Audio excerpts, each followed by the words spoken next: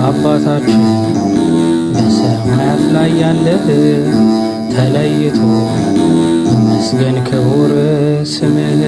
መንግሥትህ የምንፈልጋት ከጥንቱ በልጅነት ትምጣት ሰጠን አቤቱ ፈቃድህ እንዲደረግ ይሁን በሰማይ ሞተን ተነስተን ከደይን እንድንኖር ምስጋና ምግብ ሆኖን ዛሬም በምድር በሥጋ ሕይወት ሳለን ምግባችን በየዕለት አውቀ ስጠን።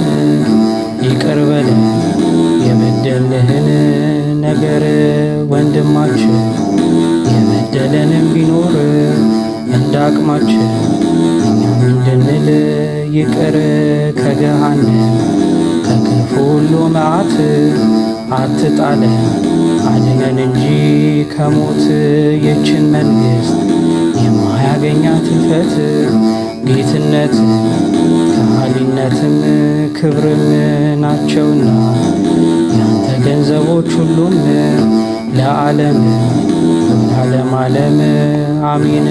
የተላከ ቅዱስ ገብርኤል ከጌታ ሰላም ለኪ ብሎ በሰጠሽ ሰላምታ እኔ ባሪያሽ ልብሴን ስታጠቅ ስፈታ ሰላም ልልሽ ይገባኛል ጠዋት ማታ።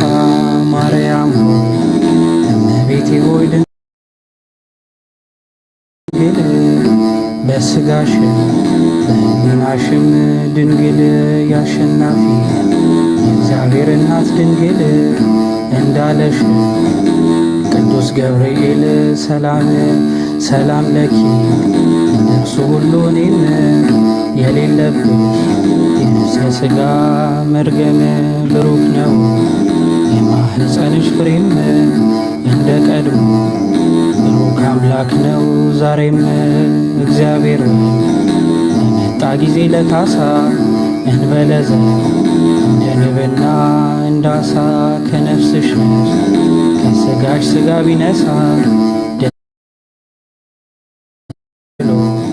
ኃጢአታችንን ሁሉን እንዲያድን በአንቺ ተማጽነናለን ለዓለም ለዓለም ዓለም አሜን።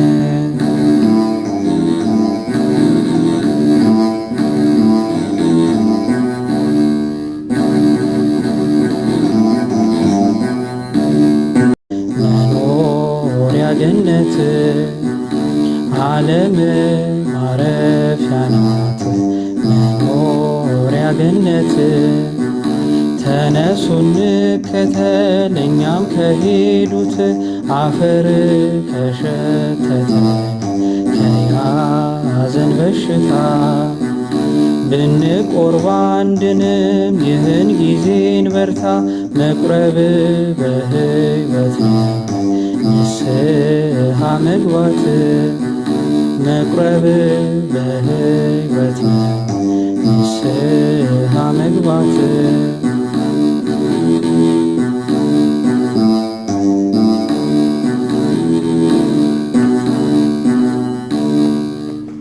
ዝማሬ መላእክት ያሰማል። ደስ የሚል ነበረ።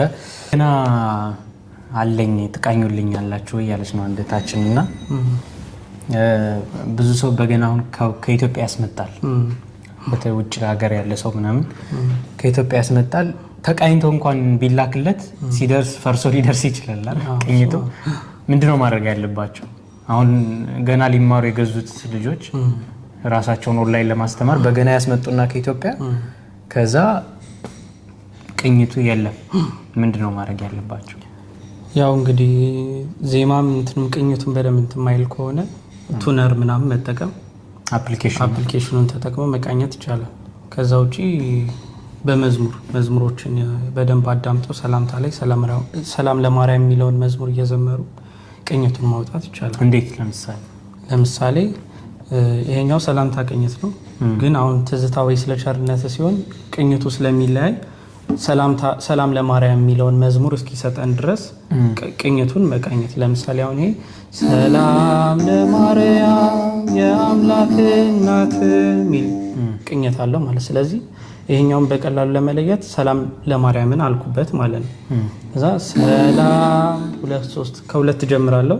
ከዛ ሰላም የሚል ድምጽ እስኪሰጠኝ ድረስ 2 እና 3ን እቀኛለሁ።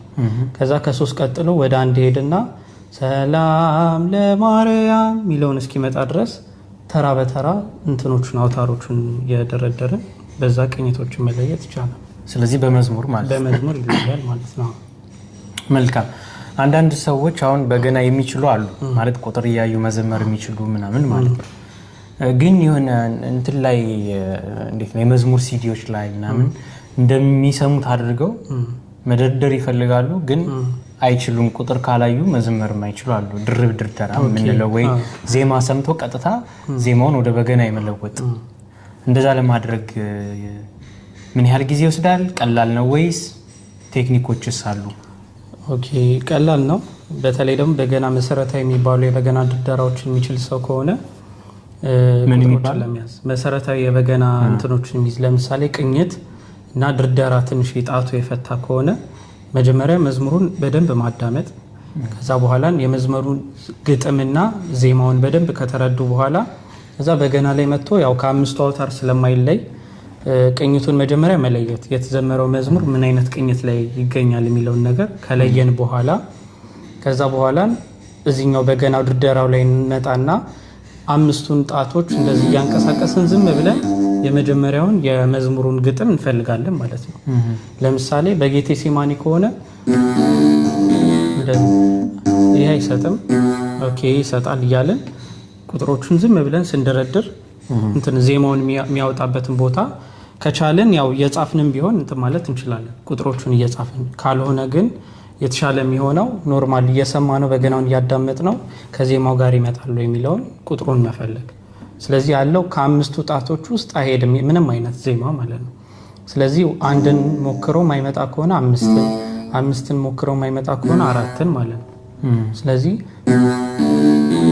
ኦኬ ይሄ ይሰጣል። ስለዚህ ዜማውን ጋር ከድርደራው ጋር ልበል ብሎ በጌቴሴማኒ የሚለውን መዝሙር እንትን ማለት ይችላል ማለት ነው። ስለዚህ ዜማውን በደንብ እንትን ያለ ሰው